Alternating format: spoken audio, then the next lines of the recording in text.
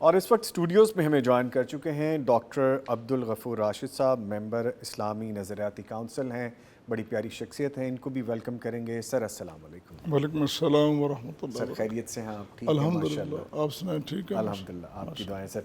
اچھا، آج جو ہم ٹاپک ڈسکس کر رہے ہیں بہاولپور اسلامیہ یونیورسٹی کے حوالے سے ہم بات کر رہے ہیں۔ دونوں ایسپیکٹ ہم سامنے رکھ کے بیٹھے ہوئے ہیں کہ ہم خبر کو تحقیق کیے بنا فوری طور پر نشر کرتے ہیں۔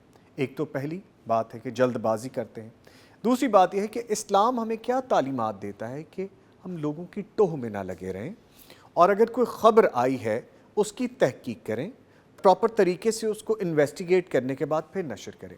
ہم انفارچونیٹلی کر یہ رہے ہیں سر کہ ہم بغیر تحقیق کے، بلا تحقیق ہم فوری طور پر نشر کر دیتے ہیں، بعد میں ہم سوچتے ہیں اوہو یہ تو ہم نے جلدی کر دی، اور اس پہ ہم نادم بھی نہیں ہوتے۔ سب سے پہلے تو یہ بیان کیجئے، پھر آگے بڑھتے ہیں۔ بسم اللہ الرحمن الرحیم۔ پہلے تو میں آپ کا شکریہ ادا کروں گا کہ آپ نے ایک اچھے موقع پہ دعوت دی ایک مسئلے کو شیئر کرنے کے لیے۔ Welcome sir. بنیادی طور پر یہ میرا پسندیدہ ٹاپک نہیں ہے کہ ہم اس طرح کی خبروں کو اچھالیں، ان پہ باتیں کریں، لیکن چونکہ یہ بہت زیادہ پھیل گیا ہے، اس کے بارے میں بات کرنی اور اچھی بات کرنی اور اس کے بارے میں مناسب رہنمائی کرنی یہ بڑی ضروری ہو گئی ہے۔ ہمارے لیے قرآن کریم اور پیارے پیغمبر علیہ الصلوۃ والسلام کی حدیث مبارکہ وہ مشعل راہ ہے، بلکہ رہنما ہے، اس سے ہمیں کچھ نہ کچھ سیکھتے رہنا چاہیے۔ قرآن کریم میں واضح طور پر اس کے بارے میں یہ کہ ہمیں ہدایت کی گئی۔ قرآن کریم میں سورہ حجرات میں فرمایا کہ یا ایھا الذین آمنوا ان جاءکم فاسق بنبأ فتبینوا، اے ایمان والوں کو مخاطب کر کے کہا گیا ہے کہ جو اللہ رسول کی اطاعت کرتے ہیں اور معاشرے میں ممتاز اور بہترین طبقہ ہے، ان کو کہا گیا جو صاحب شعور طبقہ ہے کہ شعور والو، عقل والو، ایمان والو، عقل سے کام لو کہ جب تمہیں کوئی خبر ملتی ہے تو ایک سنی سنائی بات کے پیچھے تم چڑھ دوڑتے ہو اور بھاگتے ہو اور اس کو پھیلانا شروع کر دیتے ہو، یہ تو بڑی عجیب بات ہے۔ پہلے اس کی تحقیق تو کر لو۔ ایسا نہ ہو کہ تم اپنی عدم تحقیق کی وجہ سے کسی جہالت کا شکار ہو جاؤ، کسی نقصان کا باعث بنو، یا کسی کے نقصان کا تم باعث بن جاؤ۔ تو تمام تر خدشات سے بچتے ہوئے بہت ضروری ہے کہ تم ایک خبر کی تحقیق کرو۔ اور ویسے بھی چونکہ جو صحافت کا طبقہ ہے اس کا تعلق خبر کے ساتھ ہے، تو خبر کے بارے میں یہ بات ہو رہی ہے قرآن میں، تو تمام صحافیوں کو چاہیے کہ سورہ حجرات کی اس آیت مبارکہ کو بطور خاص پڑھیں، اور یہ نہ دیکھیں کہ ترجمہ کس نے لکھا ہے۔ آپ کسی بھی عالم کا ترجمہ اٹھا کے دیکھیں، کسی کی تفسیر اٹھا کے دیکھیں، نقطہ بنیادی یہی ہے، اور اس کے ضمن میں جو احادیث کوڈ کی گئی ہیں وہ بھی ہمیں دیکھنا چاہیے کہ نبی کریم علیہ الصلوۃ والسلام اپنے صحابہ کرام کی، مومنین کی، مسلمانوں کی، اہل شعور طبقے کی کس طرح رہنمائی فرما رہے ہیں۔ تو آج جو میڈیا نے شکل اختیار کر لی ہے، اور خاص کر سوشل میڈیا نے جو شکل اختیار کر لی ہے کہ ان کو لائکس چاہیے، ان کو فالوور چاہیے، بھلے انہیں کیسے بھی ملیں، وہ اپنے آپ کو مطلب خدا نخواستہ کسی الجھن میں ڈالیں یا کسی گند پہ لے جا کے کھڑا کریں، ان کو اس سے غرض نہیں ہے، ان کو صرف لائکس چاہیے، ان کو فالوورز چاہیے، اور اسی میں وہ آگے دوڑتے جا رہے ہیں، بڑھتے جا رہے ہیں۔ تو میں سمجھتا ہوں کہ صحافی بھائیوں کے لیے سورہ حجرات کی یہ آیت کریمہ یہ بہت ہی بنیادی سبق رکھتی ہے۔ اور پھر اس میں یہ بھی کہا گیا کہ ایسا نہ ہو کہ جو تم کر رہے ہو نادمین، تم شرمندہ ہو، ندامت تمہیں اختیار کرنی پڑے۔ کل جو تم نے شرمندہ ہونا ہے تو آج ہی کیوں نہیں تم راست اقدام کر لیتے اور بات کی تحقیق اور اس کی تفتیش کر لیتے؟ تو تھوڑی سی محنت درکار ہے نا، محنت کرو گے، اس میں دو فائدے ہوں گے۔ ایک تو محنت کرنے سے تم بڑے مثبت اور خوش خصال صحافی بنو گے اور نام بھی بہتر ہوگا۔ دوسرا یہ ہوگا کہ تم شرمندگیوں سے بچو گے اور لوگوں کو دکھ دینے سے، لوگوں کا نقصان کرنے سے بچو گے۔ اس لیے میں سمجھتا ہوں کہ خبر اگر کسی نے نشر کی ہے، ایک بندہ اٹھا اس نے ویلاگ کر دیا اور بڑے اعتماد اور دھڑلے کے ساتھ، اور یوں وہ سمجھ رہا ہے کہ مجھ سے بڑا کوئی باخبر آدمی نہیں ہے۔ حالانکہ اس کے پاس خبر ہی کوئی نہیں ہے، اس کے پاس معلومات ہی کوئی نہیں ہے، بغیر معلومات کے وہ ویلاگ کر رہا ہے، اور لوگوں نے اس کے ویلاگ کو پکڑا اور آگے یہ صحیح وہ 1 سے 2، 2 سے 3، 4 ویلاگ ہو رہے ہیں. اور پہلے وہ ایک جس طرح ایک چھوٹی سی ایک اکائی تھی، اکائی سے 2 ہوئے، 3، 4، وہ تعداد بڑھتی جا رہی ہے. تو میں بار دیگر یہ بات عرض کروں گا کہ قرآن و سنت کی بڑی بہترین رہنمائی ہمارے پاس موجود ہے. ہم چونکہ مسلمان ہیں اور خاص کر اسلامی جمہوریہ پاکستان کے سارے باشندے جو ہیں، ہم نے تو یہ ریاست اور یہ خطہ حاصل اس لیے کیا تھا کہ ہم اس میں قرآن و سنت کے مطابق بات کریں گے، اللہ رسول کی رہنمائی کے مطابق اپنی زندگی میں گزاریں گے. تو ہم کیوں اسے پیچھے ہٹ رہے ہیں؟ ہم کیوں ان لوگوں کو فالو کر رہے ہیں کہ جن کا کوئی نہ دین ہے، نہ مذہب ہے، نہ اخلاق ہے، نہ بنیاد ہے، نہ کوئی چیز ہے؟ تو میں سمجھتا ہوں اس کی تحقیق کر لینی چاہیے. سر جیسے آپ فرما رہے ہیں، اور میں بھی اس بات کو سیکنڈ کروں گا کہ ہمیں پہلے تحقیق کرنا ضروری ہے. ہمارا معاشرہ بھی یہی ہم پہ ذمہ داری عائد کرتا ہے، اور دینی طور پہ بھی ہم پہ یہ ذمہ داری عائد ہوتی ہے. انفارچونیٹلی ہم خاص طور پہ جب سوشل میڈیا کا ذکر کرتے ہیں یا مین سٹریم میڈیا کا بھی ذکر کرتے ہیں، ایک تو لیک آف ایجوکیشن بہت ہے سر، آپ بھی جانتے ہیں. دوسرا ہم تحقیق نہیں کرتے. ہم فوری طور پہ خبر سنی، اس کے بارے میں 2-4 لوگوں سے سنا، بس اتنا ہی پتہ کیا اور ولاگ کر دیا یا سوشل میڈیا پہ اس کو ڈال دیا. ایون کہ وہ خود بھی ایجوکیٹڈ لوگ نہیں ہوتے، ود ویری ڈیو ریسپیکٹ، کہ جو لوگ صحافت کے نام پہ صحافی بنتے ہیں اور بنا تحقیق خبریں شائع کرتے ہیں. معاشرتی طور پہ سر اس طرح سے کیا منفی اثرات مرتب ہوتے ہیں ہم پہ؟ دیکھیں، یہ جو ایجوکیشن کا محکمہ ہے نا، یہ بنیادی طور پر بڑا آسان ٹارگٹ ہے. جی. اور یہ ایجوکیٹڈ لوگ ہوتے ہیں، تعلیم یافتہ ہوتے ہیں، باصلاحیت ہوتے ہیں، اور معزز طبقہ ہوتا ہے. تو معزز طبقے کی بے توقیری اگر کی جاتی ہے تو شیطان اور اس کے پیروکار بڑے خوش ہوتے ہیں. شیطنت بڑے اس پہ ہنستی ہے کہ یہ دیکھو، یہ بڑا معزز طبقہ ہے ان کے بارے میں، اور لوگوں کو وہ بات بڑی متوجہ کرتی ہے. برے آدمی کے بارے میں کوئی بات کریں گے نا تو وہ لوگ توجہ، وہ کہتے ہیں یہ تو ہے ہی برا، وہ اس کی پہلے بھی برائیاں سنتے ہیں. یہ چونکہ انتہائی معزز طبقہ ہے، اس کے بارے میں لوگ کہتے ہیں، اور پھر وہ آگے طرح طرح کی باتیں. دیکھو، ان کی عزت کی توقیر کی لوگ قسمیں کھاتے ہیں، ان کا یہ کیا حال ہے. تو لہٰذا یہ بڑا آسان ٹارگٹ ہے، اور اس کے بارے میں لوگ بات کر کے وہ ان کو جو دنیا میں جو وہ فائدہ چاہ رہے ہیں وہ زیادہ ان کو مل رہا ہوتا ہے. تو تھوڑے سے فائدے کے لیے آپ قوم کا، ملت کا کتنا بڑا نقصان کر رہے ہیں، اور آپ ان کے نقصان ہی نقصان کیے جا رہے ہیں. اور یہ جو تم برائی پھیلا رہے ہو یا یہ غلط باتیں مثلا تمہارے سامنے ایک واقعہ آ گیا.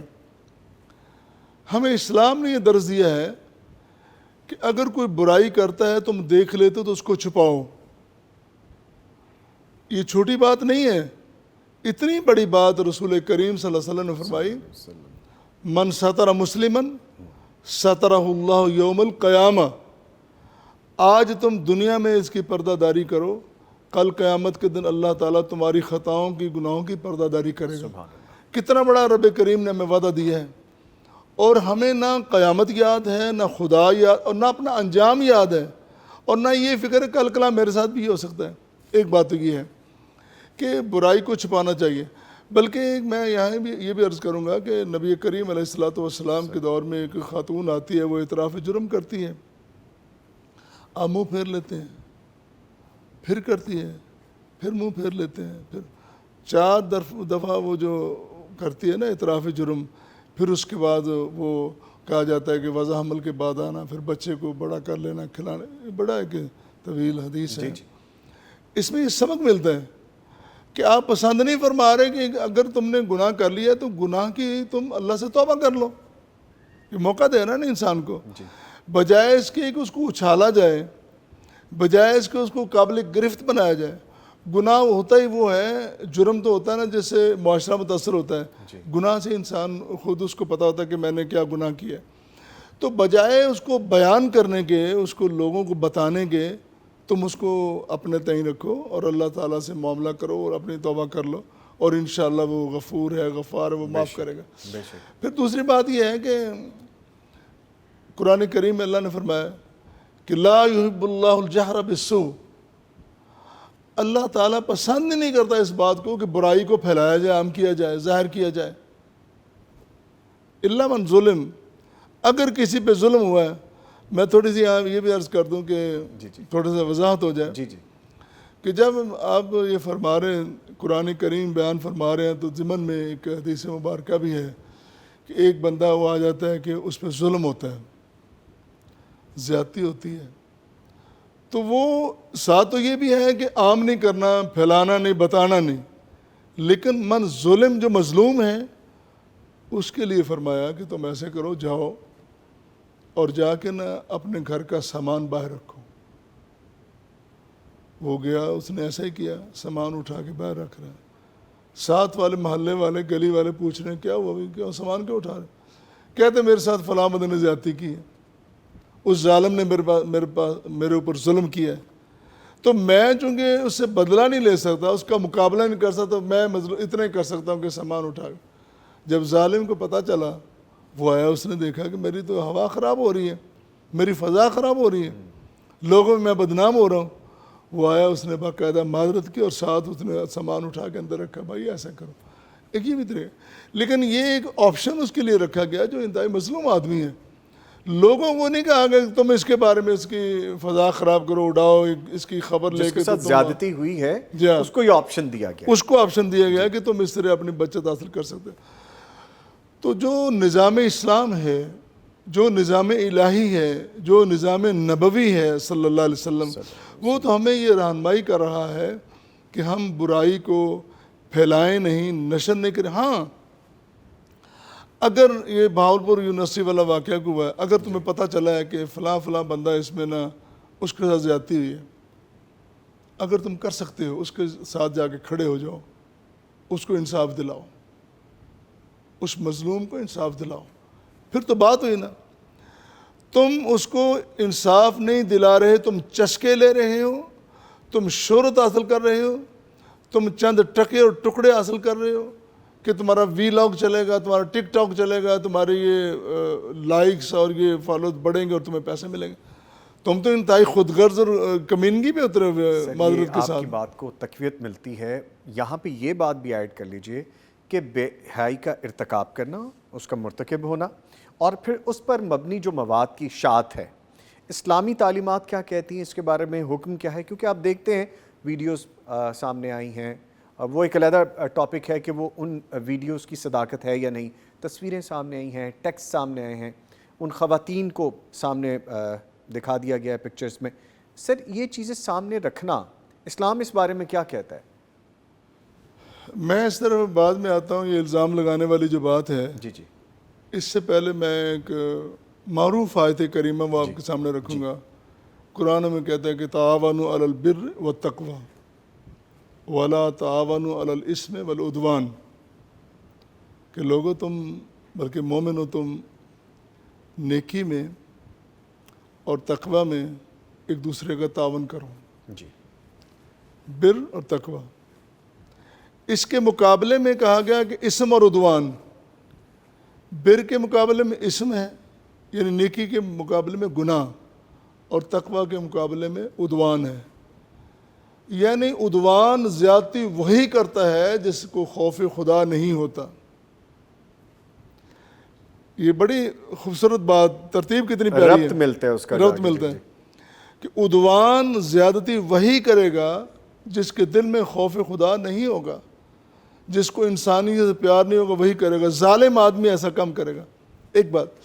دوسری ہے بر اور اسم۔ بر جو ہوتی ہے نا نیکی، وہ دل کو اطمینان دیتی ہے، تسکین ملتی ہے اس سے۔ تسکین ملتی ہے۔ جی، بندہ کہتا ہے، پوچھے جی آپ یہ خیر کا کام کر رہے ہو، ویلفیئر کا کام کیوں کرتے ہو؟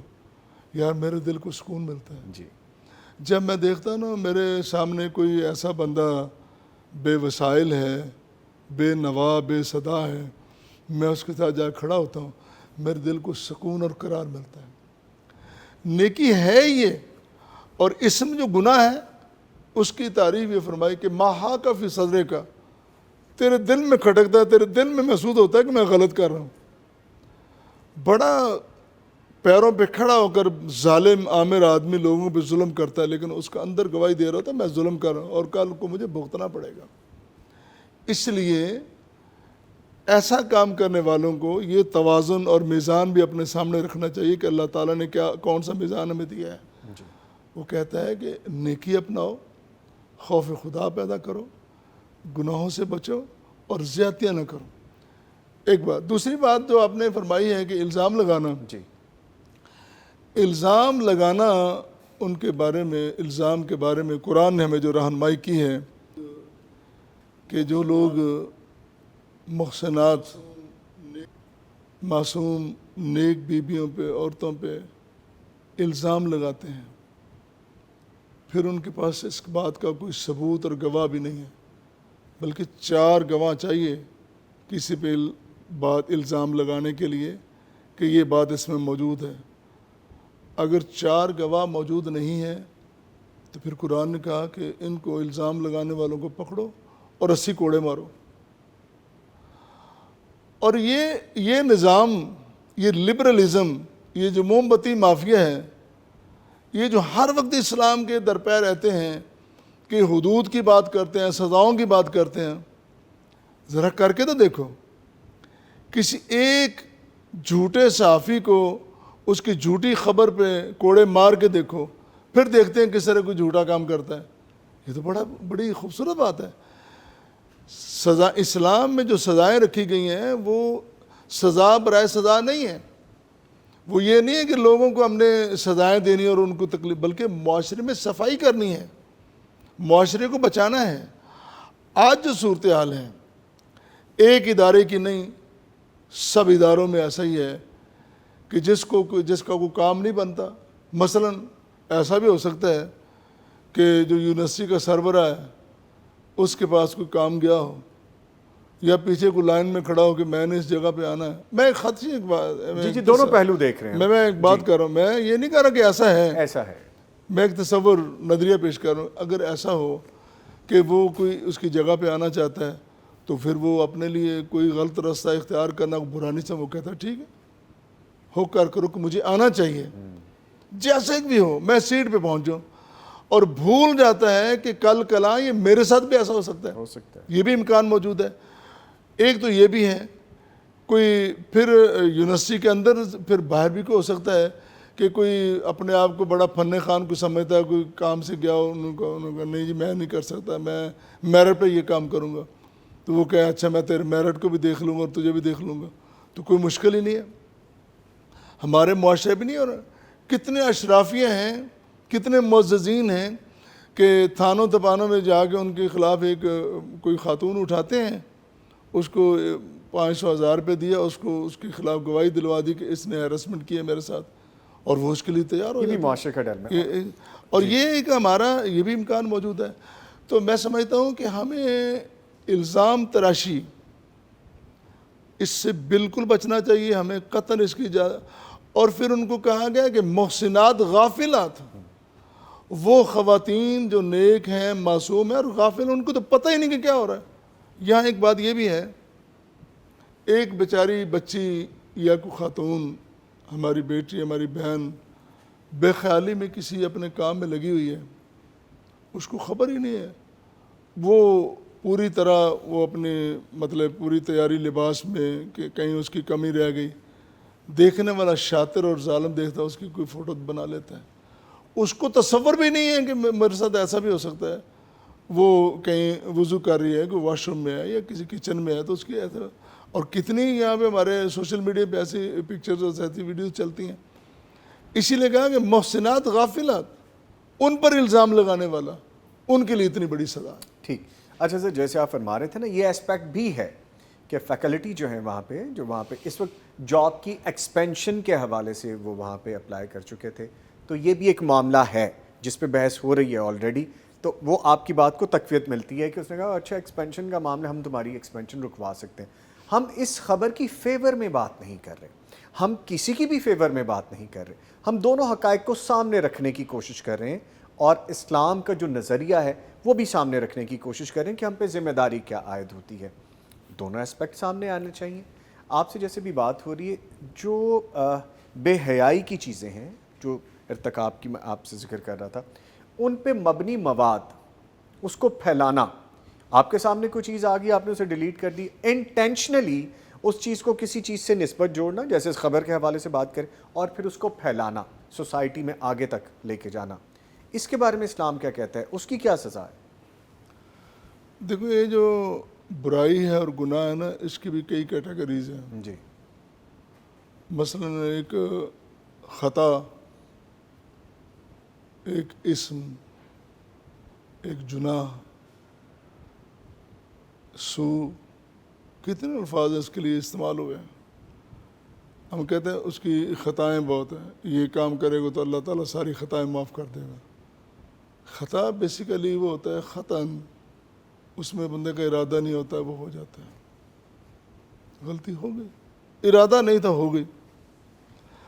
اور پھر اسی طرح جو جناح، فلا جناح علیکم، قرآن میں الفاظ آتے ہیں. جی تو جناح جو ہوتا ہے وہ بیسیکلی اس کا معنی جھکاؤ کا ہے، اس طرف انسان جاتا ہے. اس طرح جتنے بھی الفاظ گناہ کے لیے، غلطی کے لیے استعمال ہوئے ہیں قرآن کریم میں، ان کی کیٹیگریز ہیں. یہاں بچو، یہاں بچو، یہاں بچو، یہاں بچو. یہ مختلف مراتب اور کیٹیگریز کیوں بتائی گئی کہ تم اپنے آپ کو یہاں روک لو، یہاں آگے چلے، وہاں سے رک جاؤ، وہاں رک جاؤ، حد پار نہ کرو. اللہ تعالیٰ نے جو ریڈ لائن لگائی ہوئی ہے نا، اس پہ، اس کے قریب نہ جاؤ. اگر وہاں چلے جاؤ گے پھر واپسی مشکل ہے، جی بلکہ ناممکن ہو جائے گی. اللہ تعالیٰ کو یہ پسند ہی نہیں ہے. جس طرح میں نے پہلے کہا کہ ایک تو برائی ہے، پھر برائی کو پھیلانا ہے، اس سے روکا گیا. برائی اور بے حیائی، برائی کا تعلق اپنے ساتھ ہے اور بے حیائی معاشرے کو متاثر کرتی ہے. تم کس کس طرح بے حیائی کا شکار ہو رہے ہو اور اس میں ملوث ہو رہے ہو، تمہیں فکر ہی نہیں ہے. اب میں، مجھ پہ کوئی قدغن نہ لگے، میں ایک بات چھوٹی سی کرنے لگا. آج جو ہمارا لباس ہے، جی لباس کے بارے میں اللہ نے کہا یہ لباس ہم نے اتارا ہے. بنی آدم، تمہارے لیے ہم نے لباس اتارا ہے تاکہ تم اپنے جو شرمگاہیں ہیں ان کو ڈھانپو، ستر پوشی کر سکو. جی ستر پوشی کرو. جی. میں کلیئر لفظ بولے ہیں، جی. ستر پوشی کریں اور پھر اس سے زینت حاصل کریں. دو کام ہیں لباس کے. جی یہ کام جانوروں میں نہیں ہے. کتنے جانور ہیں؟ انسان کے علاوہ جتنی مخلوقات سارے جانور ہی ہیں. ان جانوروں کے لیے اللہ نے لباس نہیں رکھا، لباس رکھا ہے انسانوں کے لیے، بنی آدم کے لیے. اس سے ستر پوشی بھی کرنی ہے اور اس سے زینت بھی حاصل کرنی ہے. اور ساتھ ہی فرمایا لباس التقوی، ایک لباس لباس تقوی ہے. اور بنی آدم کو کہا لباس پہنو، زینت حاصل کرو، پھر لباس التقوی حاصل کرو، ذالک خیر، یہ اس سے بھی بہتر ہے. ہم نے تقوی تو ویسے ہی چھوڑ دیا نا. تقوی کا جہاں نام آ گیا نا، یہ تو مولویوں کی بات ہے، یہ بات نہیں کرنی، یہ مولویوں کی بات ہے. جہاں پہ کوئی ایسا لفظ آ گیا کہ جس میں عربی کا لفظ ملتا ہے، کوئی آپ نے عربی کا لفظ بولا، بلکہ آپ کا نام بھی اگر عبداللہ عبد الرحمن آ گیا نا تو انہوں نے کہا یہ عربی دان ہے. جی رسول کریم صلی اللہ علیہ وسلم نے ناموں کو پسند کیا اور ہم سن گئے، ہم کہتے ہیں یہ تو ٹیٹو میٹو ایسا کو نام ہونے، یہ تو نام ہی غلط ہے، یہ تو مولوی والا نام ہے. ٹھیک. اور اگر ہم نے کوئی بات کی تو وہ کہتے ہیں بس یہ تو اس کو چھوڑ دو. ٹھیک ہے تقوی کی بات. سوری میں آپ کی بات کاٹ رہا ہوں، وقت تھوڑا کم ہے تو ہمیں اس کو کنکلوڈ بھی کرنا ہے، تھوڑا بریک کی طرف مجھے جانا ہے. میں گزارش یہ کروں گا کہ ایز این انڈیویجول، انفرادی طور پہ، ہم پولیس کی بات کر رہے ہیں، یونیورسٹی انتظامیہ کی بات کر رہے ہیں، معاشرے کی بات کر رہے ہیں، میڈیا کی بات کریں، سوشل میڈیا کی بات کریں، ہماری ذمہ داری کیا بنتی ہے؟ ہمیں اپنی کیا ذمہ داری کا مظاہرہ کرنا چاہیے، خاص طور پہ جب ایسی خبریں سامنے آتی ہیں؟ پھر مجھے بریک کی طرف جانے سے. دیکھیں، جہاں ذمہ داری کا تعلق ہے نا، ذمہ داری کا آغاز پہلے تو اپنی جان اور نفس سے ہوگا، جہاں سے آغاز ہوتا ہے. میں معاشرے میں داخل ہو رہا ہوں نا تو میں اپنی ذات سے اس کا آغاز کروں گا. اور چونکہ پولیس سے تمام اداروں سے ہٹ کر ہم چونکہ یونیورسٹی کے ماحول کی بات کر رہے ہیں، یونیورسٹی میں، کالج میں، دینی ادارہ یا عصری ادارہ کوئی بھی ہے جو تعلیمی ادارہ ہے، اس میں جب ہمارا بچہ جا رہا ہے، اس کا آغاز ہو رہا ہے والدین سے. گھر سے اس کو بھیج رہے ہیں، جی اس بچے کو بھیجنے والے والدین اس کا مطمع نظر کیا ہے؟ یہ بڑی اہم بات ہے. کس لیے بھیج رہے ہیں؟ تعلیم کے لیے بھیج رہے ہیں، جی تہذیب کے لیے بھیج رہے ہیں، اس کی تربیت کے لیے بھیج رہے ہیں. یہ جو تہذیب اور جو تربیت تھی نا وہ تو کہیں رہ گئی بہت پیچھے. ہمارا آج جو ٹارگٹ رہ گیا نا تعلیم کا وہ یہ ہے نمبر زیادہ ہونے چاہیے اور انگریزی یہ تو بہت فر آنی چاہیے. اس کو مضامین کا پتہ ہے یا نہیں پتہ، وہ تاریخ، جغرافیہ، سائنس، دینیات، معاشریات، مادنیات، عمرانیات جانتا ہے کہ نہیں جانتا. عمرانیات سے مراد میرا وہ علوم کی بات کر رہا ہوں. جی تو وہ جانے نہ جانے اس کو یہ دو چیزیں پڑھے. ہم ڈنڈا لے کے پیچھے پڑے ہوئے ہیں کہ تم نے یہ نمبر حاصل کرنے، وہ مشین کی طرح لگا ہوا ہے. یہ ہمارا ٹارگٹ اور مطمع نظر ہے. اس سے پہلے بھی ایک بات ہے، وہ یہ ہے کہ انتہائی ابتدائی اور بنیادی درس گاہ ماں کی گود ہے.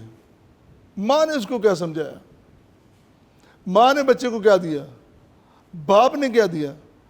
باپ تو ہمارا معاشرہ اتنا خوبصورت معاشرہ، ابھی چند مطلب سالوں کی بات ہے، والدین کہتے تھے کہ ماں پوری شفقت اور پیار دیتی تھی، اپنی گود فراہم کرتی تھی، آسانیاں فراہم، اور باپ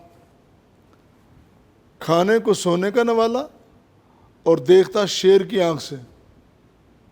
وہ کہاں گئی شیر کی آنکھ جو باپ اپنی بیٹے کو دیکھتا تھا جس آنکھ سے، اور اس دیکھنے سے اس کی تربیت ہو جاتی تھی.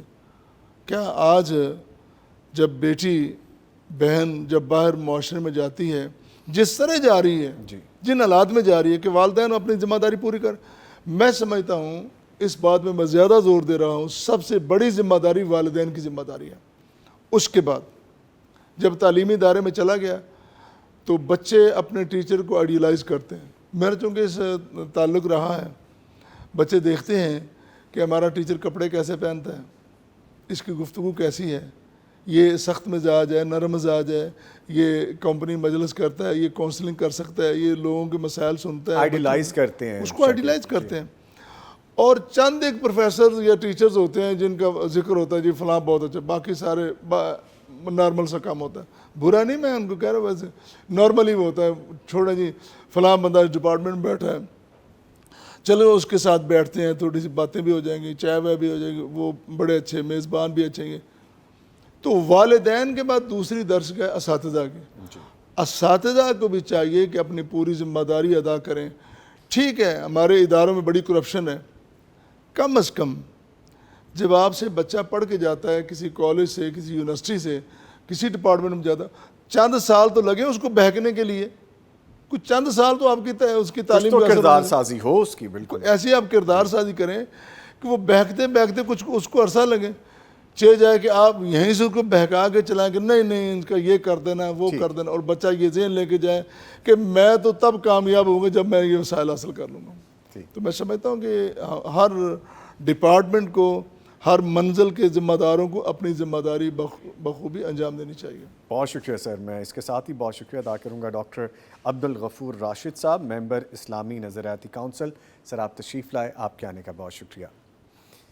ہمارے ساتھ موجود رہے ڈاکٹر رانا تنویر قاسم صاحب، ڈائریکٹر کوآرڈینیشنز PHEC بھی تھے، اور ڈاکٹر عبدالغفور راشد صاحب، ممبر اسلامی نظریاتی کونسل. جو گفتگو یہاں پہ ہوئی اس میں یہی بات سمجھ آتی ہے کہ ہمیں معاشرتی طور پہ جو ذمہ داریاں ادا کرنی ہیں وہ تو کرنی ہے، اسلامی طور پہ ہمیں دین حاصل کرنے کی، سمجھنے کی بھی ضرورت ہے، انڈیویجولی انفرادی طور پہ بھی اپنا حصہ ڈالنے کی ضرورت ہے. اور جب تعلیم اور تعلیمی درسگاہوں کی ہم بات کرتے ہیں تو وہاں کے ماحول، وہاں کے ٹیچرز، وہاں کی جو باقی لوگ ہیں، ان سب کا امپیکٹ آتا ہے اسٹوڈنٹس پہ. اس کے ساتھ ساتھ والدین کی کیا ذمہ داری بنتی ہے کہ بچے جب جائیں انسٹیٹیوشنز میں تو ان کی کردار سازی ایسی ہونی چاہیے کہ ماں کی گود سے، والد کی طرف سے جو تربیت ملے، والدہ کی طرف سے جو تربیت ملے، بہکنا جو ہے آسان نہ ہو. بڑی خوبصورت بات کی جیسا ڈاکٹر صاحب نے بھی کہ کچھ عرصہ تو درکار ہو، یہ نہیں کہ جیسے ہی آپ نے انسٹیٹیوشن سے یا کسی بھی ادارے سے قدم باہر رکھا تو آپ کی شخصیت بالکل بدل جائے، تو وہ پھر کردار سازی نہ ہوئی. جاتے جاتے میں کہتا چلوں کہ جس علم کی تاثیر سے جس علم کی تاثیر سے زن ہوتی ہے نازن، جس علم کی تاثیر سے زن ہوتی ہے نازن، کہتے ہیں اسی علم کو ارباب نظر موت۔ بیگانہ رہے دین سے اگر مدرسہ زن، بیگانہ رہے دین سے اگر مدرسہ زن، ہے عشق و محبت کے لیے علم و ہنر موت۔ ملتے ہیں ایک بریک کے بعد۔